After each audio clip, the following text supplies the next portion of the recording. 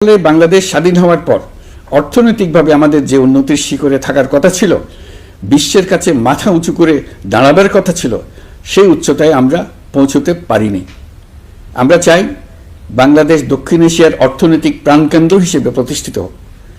এই কারণে বিনিয়োগ পরিষেবার উন্নয়নের পাশাপাশি বন্দরের সক্ষমতা বাড়াতে উদ্যোগ নিয়েছি।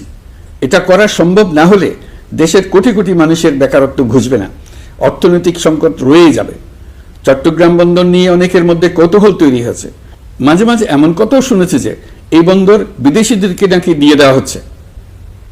আমি আগেও জানিয়েছি, চট্টগ্রাম বন্দর হলো বাংলাদেশের অর্থনীতির হৃৎপিণ্ড।